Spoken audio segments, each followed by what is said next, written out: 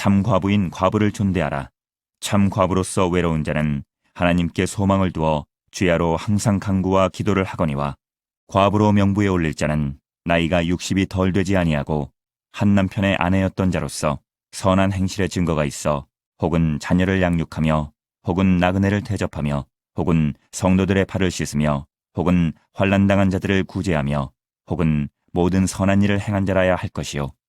또 아셀지파 바누엘의 딸 안나라 하는 선지자가 있어 나이가 매우 많았더라. 그가 결혼한 후 7해 동안 남편과 함께 살다가 과부가 되고 84세가 되었더라. 이 사람이 성전을 떠나지 아니하고 주야로 금식하며 기도함으로 섬기더니 마침 이때에 나와서 하나님께 감사하고 예루살렘의 속량을 바라는 모든 사람에게 그에 대하여 말하니라. 예수께서 함께 내려가사 나사렛에 이르러 순종하여 받드시더라. 그 어머니는 이 모든 말을 마음에 두니라. 오늘 파라칼레오 네 번째 시리즈로서는 마지막 날이 되겠습니다.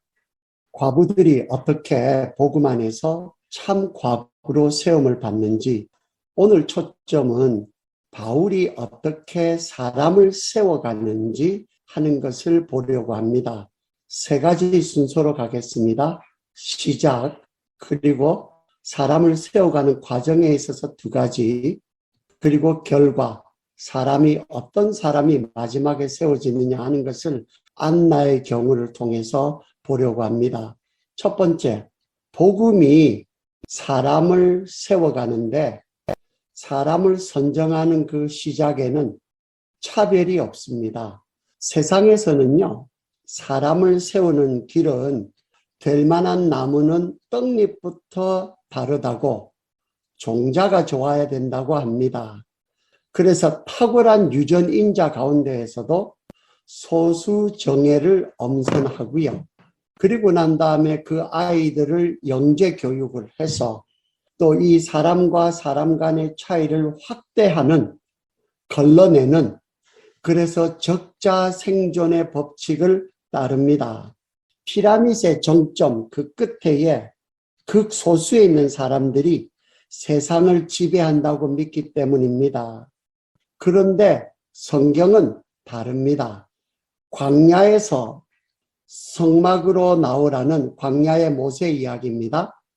광야를 지나갈 때에 하나님께서 여러 가지 일들이 있었을 때에 모세를 통해서 하나님께서 다 성막으로 족장들이 나오라고 그럽니다.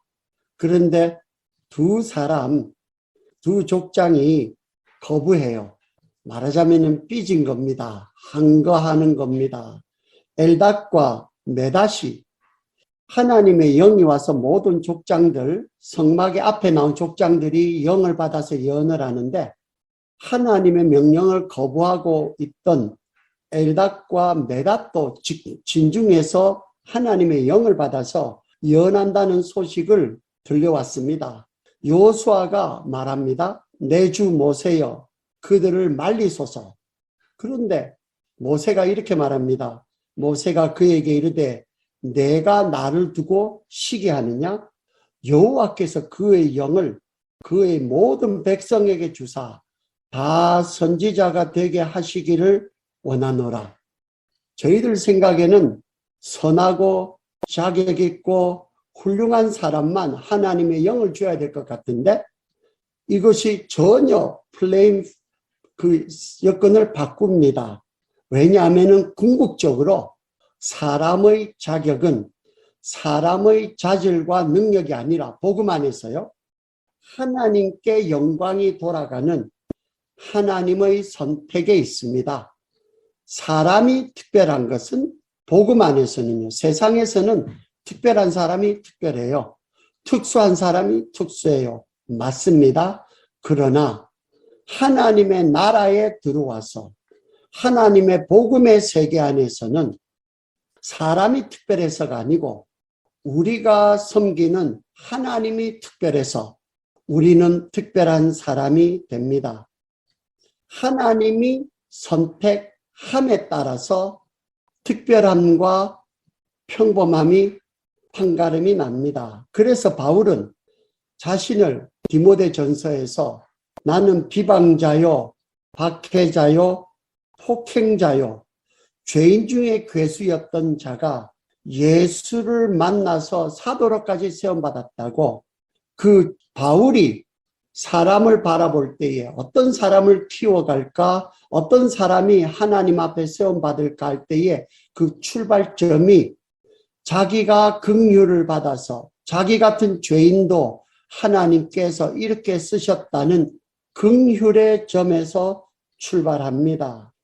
차별받던 호녀라 디모데를 참 아들로 세웠던 바울이 그 은혜의 원리가 멸시받던 과부들을 참 과부로 세워갈 수 있다고 바울은 믿고 그렇게 디모데에게 가르치고 있습니다. 이것이 저희 성도들이 복음 안에서 사람을 상대하고 사람에게 대해서 대하고 취하는 자세가 되어야 할 것입니다. 사람 간의 차이를 부정하는 것은 결코 아닙니다. 그러나 종국적으로 결정은 하나님이 함께 하시느냐 아니하시느냐 이것으로 결정된다고 믿습니다. 이런 긍휼로 사람을 세우는 원리를 하박국 선지자는 물이 바다를 덮은 같이 여호와를 인정하는 것이 세상에 가득할 것이라고, 사람 사이 들쑥날쑥 이렇게 차이 있는 것도 물이 오니까 덮어지는 것처럼 궁극적으로서는 하나님의 영광만이 드러날 것이라고, 이것이 교회를 통해서 복음 안에서 사람을 세우는 원리가 될 것임을 예언했습니다. 이런 원리로, 우리가 이런 원리로 오늘 이 자리까지 나왔듯이 이런 원리로 나의 자식이나 주변에 가까운 사람부터 배우자나 일가 친척이나 성도들이나 동료들을 바라보시며 세상에 대해서도 궁극적으로 하나님의 긍휼과 은혜가 역사할 것이다. 이것을 믿습니다. 두 번째, 복음 안에서 사람은 공경하라는 공경의 과정으로 세워집니다. 바울은 디모데에게 사람을 대하는 기본 마음의 자세로 긍휼을 가지면서 처음에 세 가지 조건을 제시합니다. 또한 그리고입니다. 첫째는 환갑이 넘은 여자일 것. 2000년 전에는 환갑 이상 60 넘어 사는 사람들이 참으로 희귀했기 때문에 그것이 기준이 되지 않았나 싶습니다. 둘째는 한 남편의 아내였을 것. 그리고 세 번째가 선한 행실의 증거가 있을 것. 이 세 가지가 묶어져서 되어야 된다라고 말하는데, 사실은 첫 번째와 두 번째는 좀 이렇게 이해가 되고 그저 당연한적으로 보이지만은 세 번째 선한 행실의 증거가 문제가 아니겠습니까? 그래서 그 다음 나오는 말씀이 선한 행실의 증거를 설명해 준 겁니다. 예. 그런데 한 가지 주목해서 볼 거는 그 선한 행실의 증거가 거기에 혹은이라는 말이 나와요. 만약에 혹은이라는 말이 아니고 그리고 했다면은 어떻게 될까요? 여기에 혹은이라는 말이 그 혹시나 어쩌면 영어로는 if입니다. 헬라어 말에도 꼭 각 조건 조항마다 앞에 ei로 a로 if 그걸 혹은 이렇게 해서 5번 꼭 붙입니다. 만약에요. 이것이 if라면은 그 중에 하나만 돼도 된다는 말입니다. 만약에 이것을 혹은이라는 말이 아니고 그리고라고 하면은 어떻게 될까요? 완전히 반대의 결과가 나옵니다.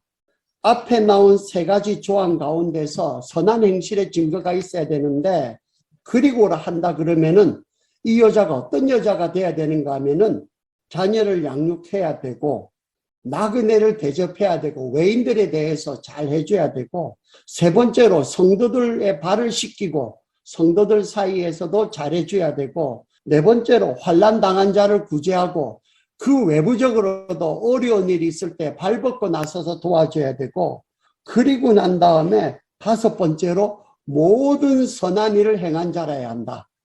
여러분, 이 정도 조항과 조건이 되면은 나도 대리사 정도가 된다 하더라도 이게 쉽지 않을 것 같습니다. 이렇게 해당될 수 있는 과부가 과연 몇 명이나 될까요? 그림의 떡처럼 보이는 조건이 아닐까요?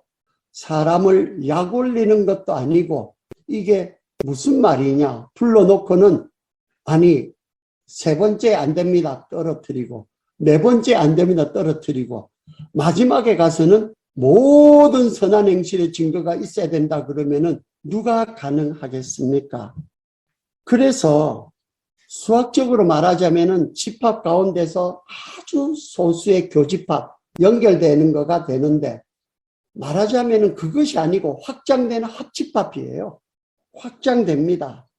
그래서 바울이 하는 말은 한 사람이라도 증언이 있으면은 명부에 올려달라는 숨은 당부입니다. 이것이 바울의 마음입니다.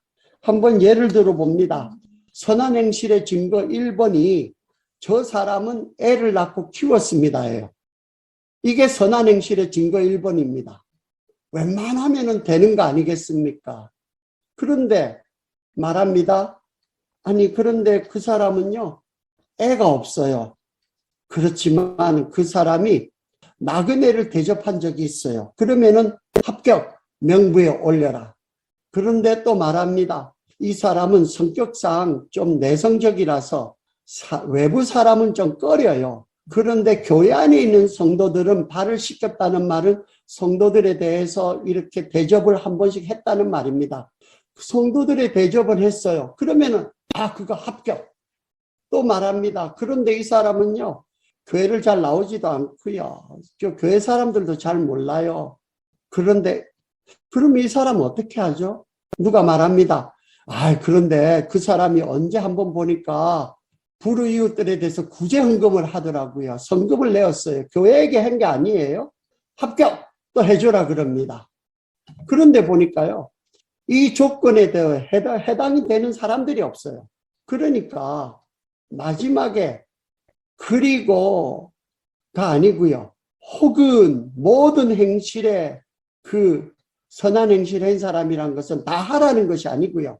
그 외에도 누구라 한 사람이라도 그래도 그 사람은 이거 하나 잘한 거 있어요 라고 하면은 그 사람에 대해서 합격해주는 사람 한 사람만 있으면은 그 사람 합격해주라는 말입니다.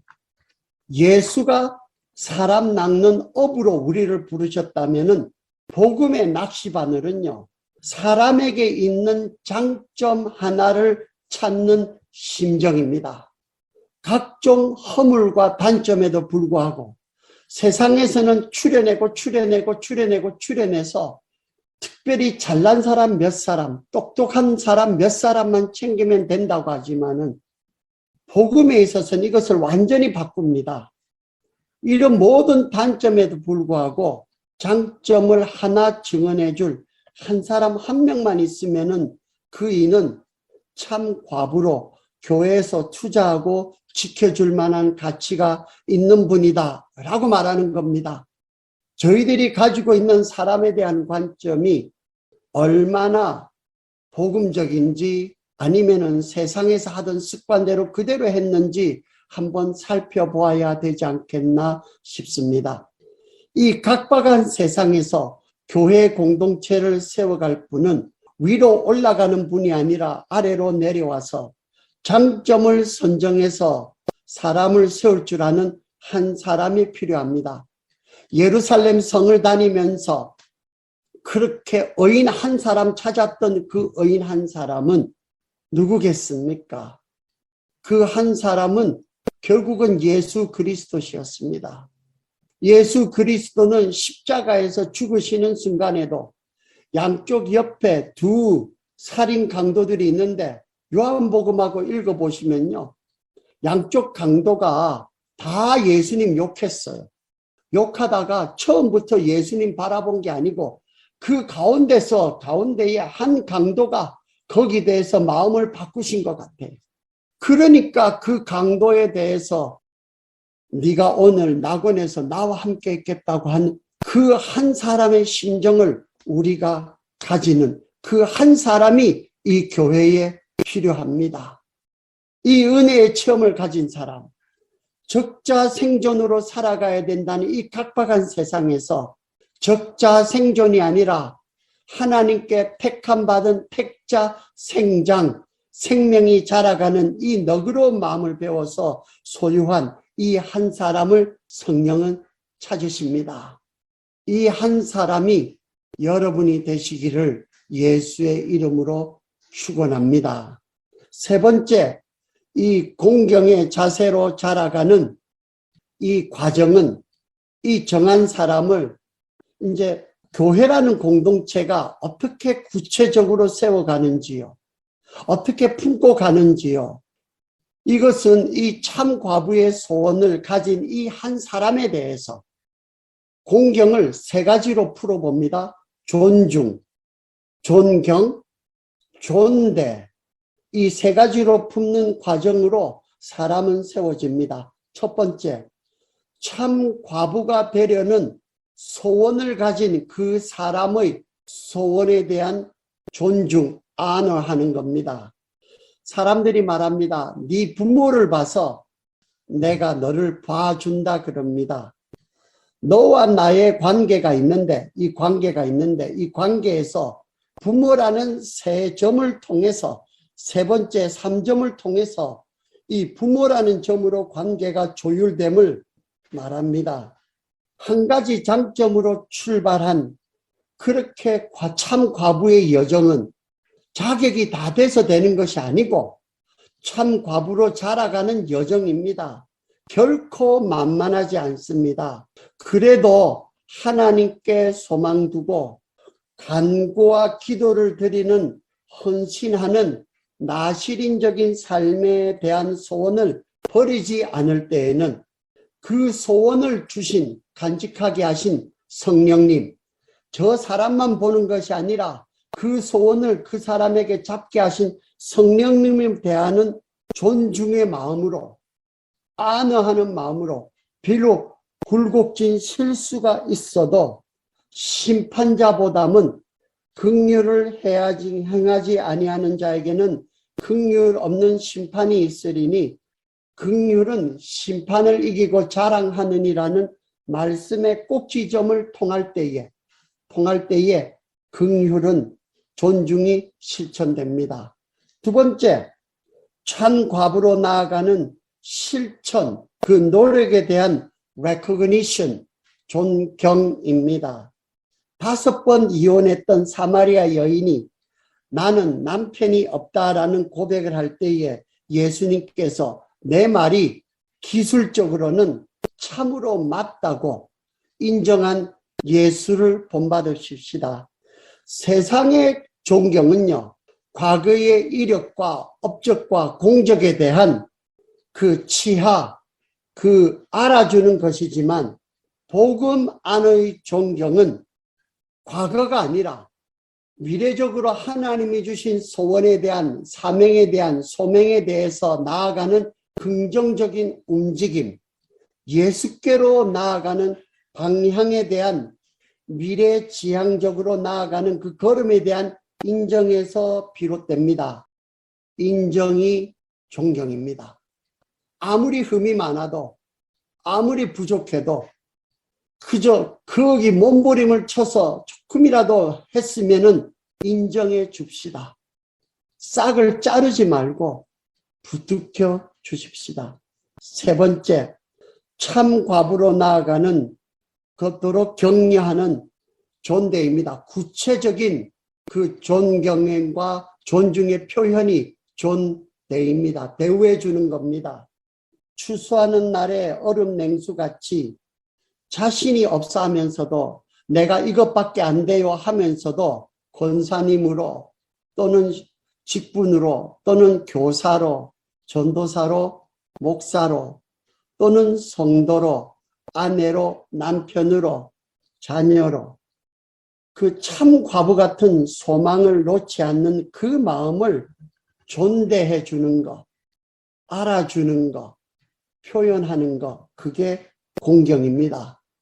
이 고민을 가지고 고뇌하고 분투하는 이에게 건네주는 격려와 인정의 말 한마디, 추수의 날에 주인 되신 하나님의 마음을 시원하게 하는 충성된 사자이고, 매서운 날씨에 찬손을 녹여주는 핫팩이고, 언속을 녹여주는 따뜻한 차 한 잔입니다. 이런 섬김이 사명에 대한 리스펙트, 존대입니다. 엄마가 뱃속에 아이를 품듯이 우리가 밖에 사람들은 모른다 할지라도 저희 교회 내에서 권사님으로 세움받은 분들에 대해서, 그분들에 대해서 참으로 공경하십시다. 존중해드리고 존경해드리고 존대해드릴 때에 그분들의 섬김을 통해서 우리가 같이 품위가 있어지는, 같이 정말로 바라볼 때에 참으로 별거 없는 사람들 같은데 그 안에서 나오는 관계의 아름다움이 어쩜 이렇게 향기로울까. 그 마지막 소산물이, 열매가 안나입니다. 안나를 세우는 사람들이 되는 것, 그게 열매입니다. 남편 없던 청산과부가 7년 반짝 살고 80이 넘도록 백발이 되기까지 성전을 떠나지 않고요. 끼니가 없어서도 금식하고 기도한 세월 동안, 예배드렸던 세월 동안 누군가는 이 여인의 라이프 스타일과 헌신을 공경으로 섬겨준 현실적인 필요가 있었습니다. 저 사람을 84년 가까이 될 동안에 섬겨주었을 때에 뭐 때문에 우리가 저 사람을 도와야 되지?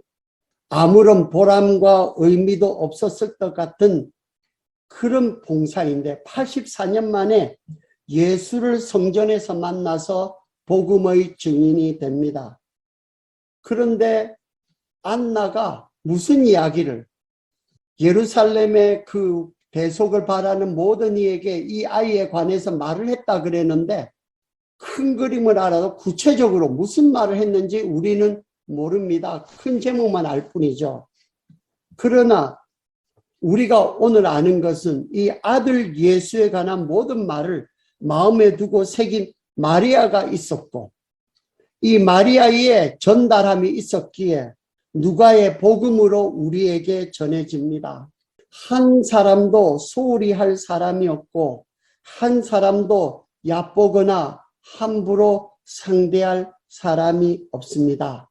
나보다 남을 낮게 여기는 지체적인 겸손으로 우리는 두렵고 떨리는 마음으로 항상 복종하며 우리의 남은 구원을 이루어 갈 것입니다. 기도하겠습니다. 주님, 저희들에게 참 아들과 참 과부의 소원을 포기하지 않으시고 우리를 주님의 은혜의 복음으로 불러주셨기에 부르지 아니하셨으면 세상에 오르지도 못할 나무는 쳐다보지도 말라고 그저 절망하고 살든지 아니면 그래도 올라야 되겠다고 아둥바둥 거리다가 살든지 자괴감과 그 자탄으로 살 수밖에 없었던 저희들을 이 생명의 복음으로, 해방의 말씀으로 불러주셔서 우리 모두에게 권도사로서 복음을 격려하는 이 도를 사명으로 주신 것 감사합니다. 저희들이 이미 받았사오니 이제는 저희들에게 주신 이 권면, 권고, 이 격려의 권사의 사명으로 우리에게 다가온 이웃들을 함께 격려하며 하나님의 나라를 세워가는 귀한 백성들 될 수 있도록 축복하여 주시옵소서. 말씀하셨으니 이루어 주시옵소서. 이 교회를 긍휼히 여기시고 이 교회에서 권사님들의 향기가 퍼져갈 수 있도록 이 향기를 맡고 정말로 복음에 갈증나는 사람다운 대우를 받고 싶은 사람들이, 하나님의 택한 백성들이 몰려들 수 있도록, 세움받을 수 있도록 축복하여 주시옵소서. 예수님 이름으로 기도하였습니다. 아멘.